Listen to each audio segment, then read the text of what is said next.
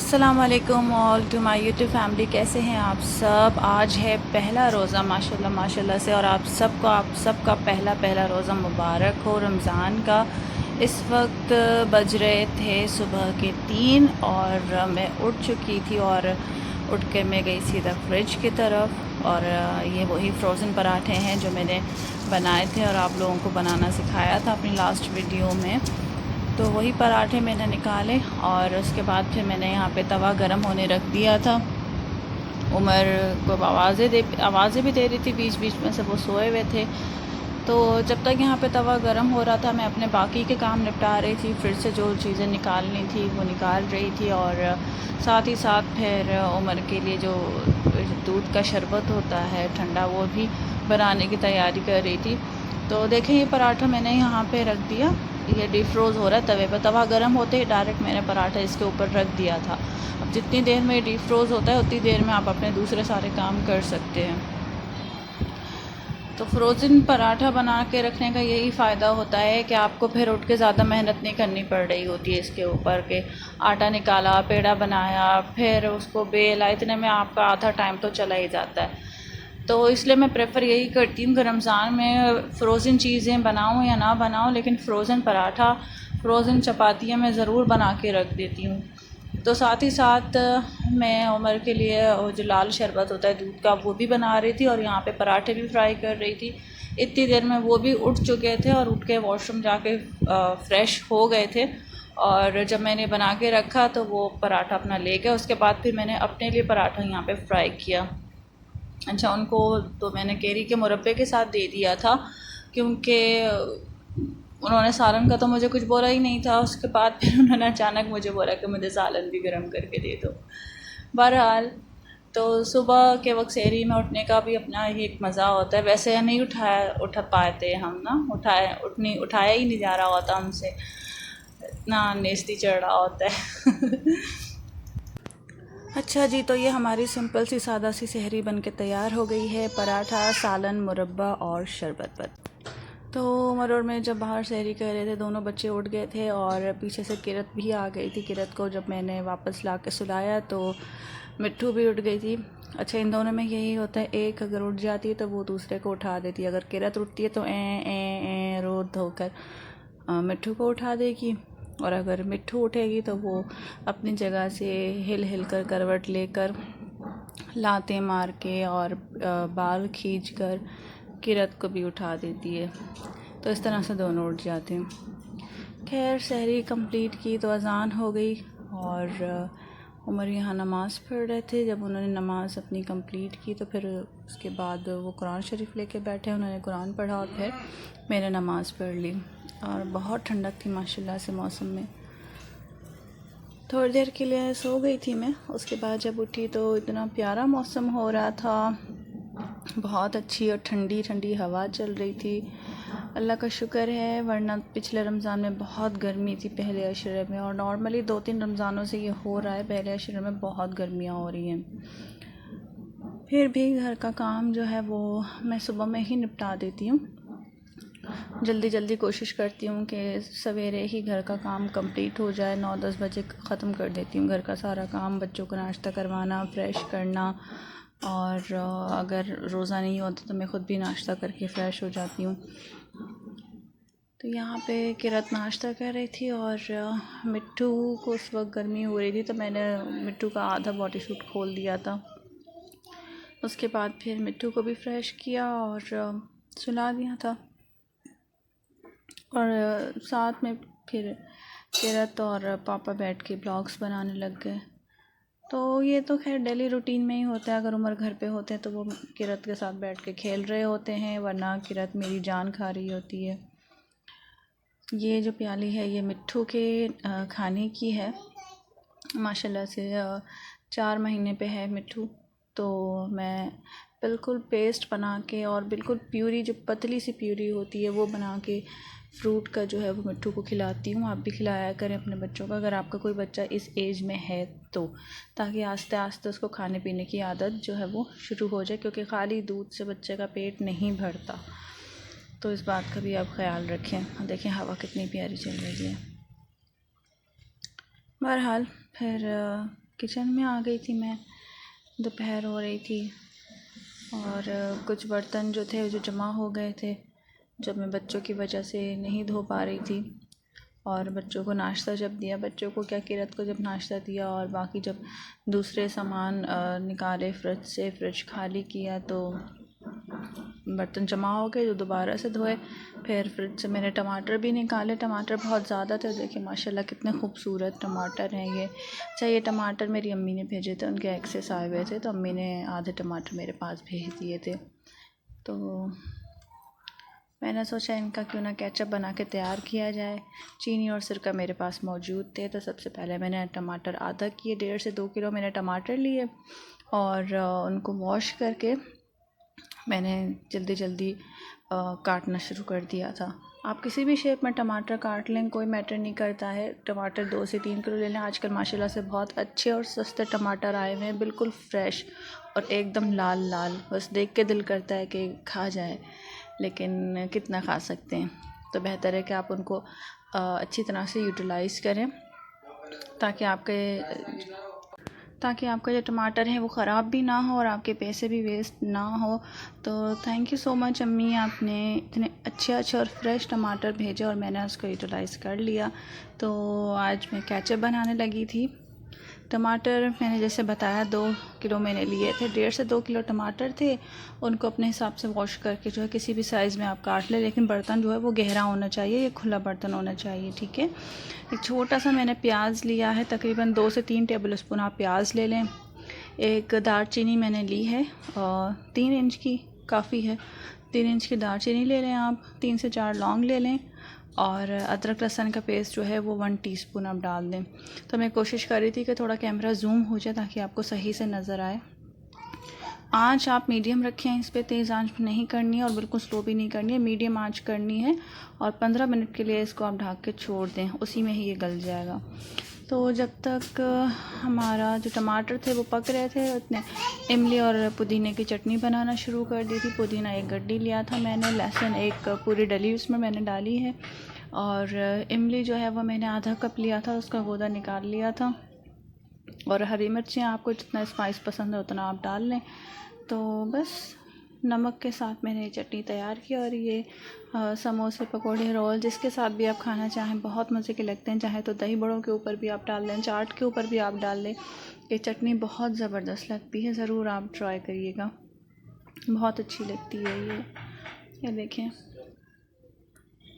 तो वहीं पे ही जो है वो जो टमाटर का केचप मैं बना रही थी वो भी साथ ही साथ पक रहा था और बाकी काम भी जो है वो साथ ही साथ मैं करती जा रही थी। तो जी ये टमाटर हमारे बन के तैयार हो गए थे, पक गए थे। 15-20 मिनट बाद आप देख लीजिएगा, इससे यही शक्ल आएगी। इसमें मैंने पानी बिल्कुल भी शामिल नहीं किया है, ये टमाटरों का अपना पानी है जो टमाटरों ने रिलीज़ किया था। प्याज टमाटर बहुत अच्छी तरह से देखें गल गए थे। अब आपने इनको ठंडा होने के लिए छोड़ देना है और बिल्कुल भी टच नहीं करना है। दालचीनी निकाल दीजिएगा, इसका कोई काम नहीं है।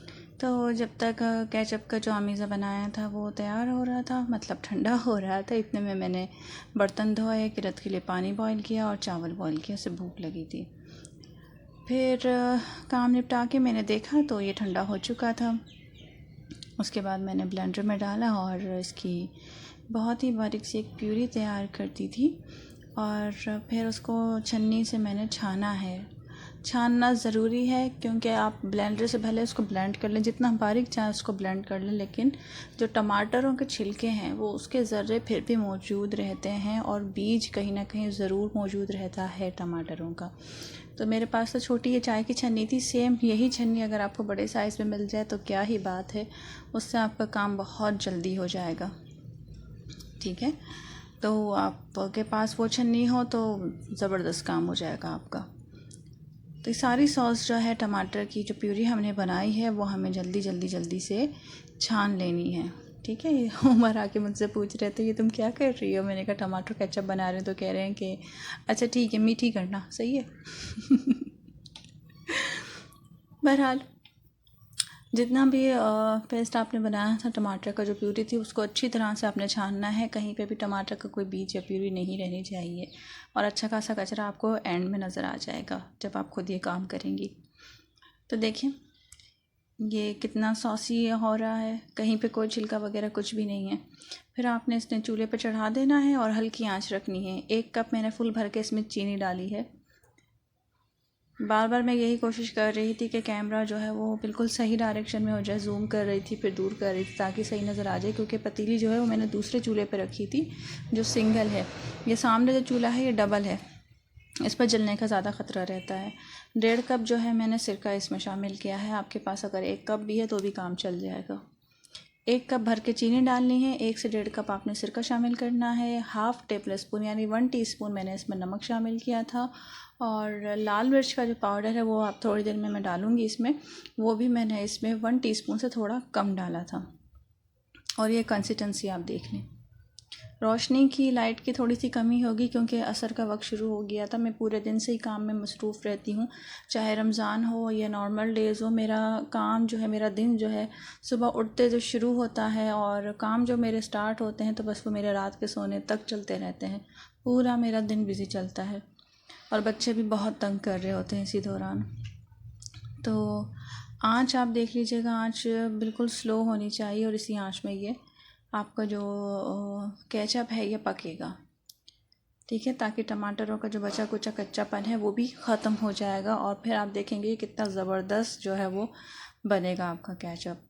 बीच बीच में से आप देखते रहिएगा प्लेट में डाल डाल के। अगर वो पानी रिलीज़ कर रहा है यानी उसमें अभी भी कमी है, अगर वो गाढ़ा हो चुका है यानी आपका केचप जो है वो तैयार है। तो उसके बाद फिर मैं बाहर आ गई थी और मिट्टू यहाँ पर लेटी हुई थी और उमर यहाँ पे कुरान शरीफ पढ़ने में बिजी थे।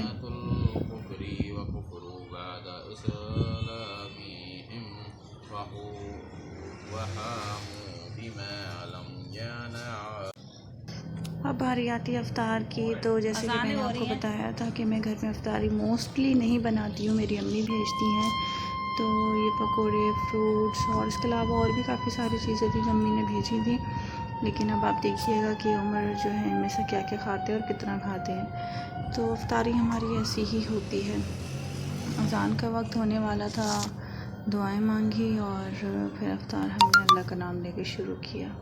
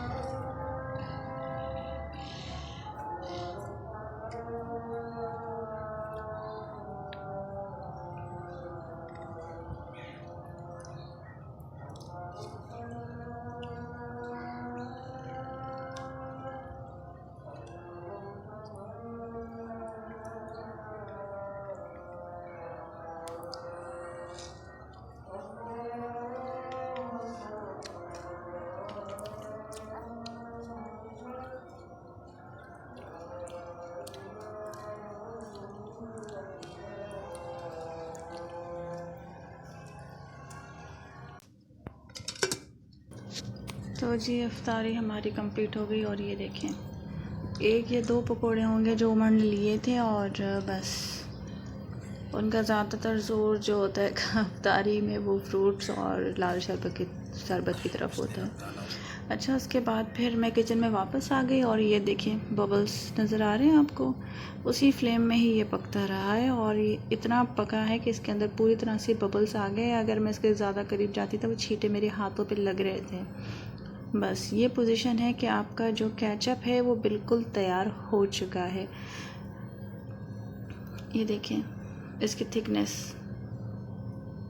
देख रहे हैं आप, और ये ठंडा होने के बाद मज़ीद थिक हो जाएगा। बस यहाँ पर आपने जो है इसका चूल्हा 2 से 3 मिनट बाद बंद कर देना है और इसको ठंडा होने के लिए रख देना है। और इसको आप चेक कर सकते हैं किसी प्लेट में, किसी ट्रे में डालकर आप देख लें, जैसे कि अभी मैं आपको दिखा रही हूँ। ये देखें, यहाँ से आपको पता चल जाएगा कि केचप आपका रेडी है या नहीं है।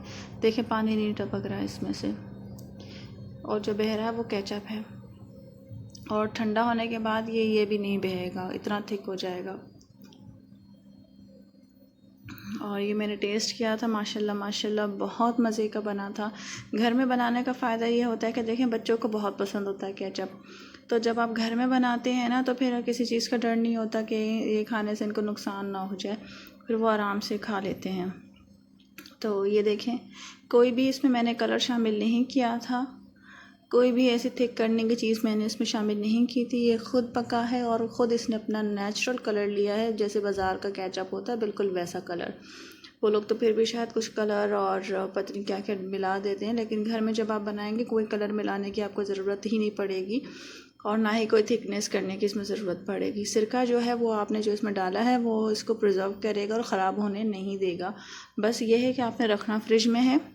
इसके अलावा अगर आपको ज़्यादा महीनों के लिए बनाना है, ज़्यादा क्वांटिटी में अगर आप बनाना चाह रहे हैं, तो 2 से 3 चुटकी आप इसमें टाटरी का डाल दें। टाटरी या सिट्रिक एसिड जो होता है वो डाल दें, वो इसको मज़ीद जो है वो प्रिजर्व करेगा और ख़राब होने नहीं देगा। अब आपके पास जो भी बॉटल घर में अवेलेबल हो, कोशिश करें कांच की हो तो ज़्यादा बेहतर है। तो मेरे पास कांच की थी और ये हाफ़ केजी की बोतल थी, तो इसमें मैंने ये सारा डाल दिया था केचप और वो पूरा आ गया था। फिर भी थोड़ा बच भी गया था, तो वो फिर मैं हमने इस्तेमाल कर लिया था और बहुत मज़े का बना था। किरत ने तो जो मैंने थोड़ा सा ट्रे में अलग से निकाला था वो किरत ने पूरा खा लिया था, इतना उसको पसंद आया था। तो मैं भी यही कोशिश करती हूँ कि केचप ये सॉसेस वगैरह जो होती है वो मैं घर में बना लेती हूँ।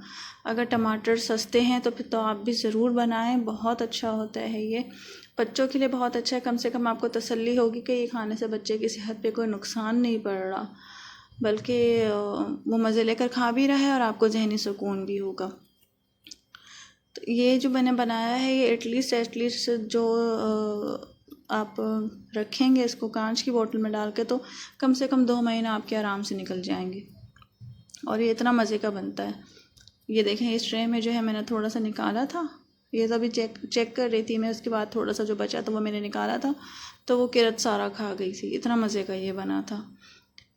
फिर नेक्स्ट जब हमने इफ्तारी करी थी और जो पकोड़े थोड़े बचे थे उससे भी मैंने थोड़ा ट्राई किया था, तो उससे भी बहुत मज़े का लग रहा था ये। आप लोग भी ज़रूर एक बार बनाइएगा और बना के ज़रूर मुझे बताइएगा कि आप लोगों का केचप कैसा बना है। और अगर कोई भी चीज़ वीडियो में ना समझ में आई हो तो मुझे कमेंट करके ज़रूर पूछें, मैसेज करके ज़रूर पूछें। कोई भी ऐसी बात जो आपको पसंद ना आ रही हो या कोई ऐसी चीज़ जो आप देखना चाहते हैं तो मुझे ज़रूर बताएं। इससे बहुत मोटिवेशन मिलता है, बहुत अच्छा लगता है कि लोग देख रहे हैं और समझ रहे हैं और क्या देखना चाहते हैं क्या नहीं देखना चाहते, इस बात का भी पता चलता रहता है। प्लस अगर कुछ भी अच्छा लगता है तो प्लीज़ ज़रूर बताएं, कुछ भी बुरा लगता है तो प्लीज़ ज़रूर बताएं। अच्छा, ये काम सब निपटा के, किचन सब निपटा के वापस मैं कमरे में आ गई और बच्चों को फ्रेश कर दिया था। मिट्टू को तो ये रही सोने की तैयारी कर रही थी लेकिन सो नहीं रही थी और किरत भी जाग रही थी। तो बस अल्लाह ताला हम सबको अपनी नेमतों से नवाजे, हम सब के खानों में, आपके खानों में बरकत अता फ़रमाए।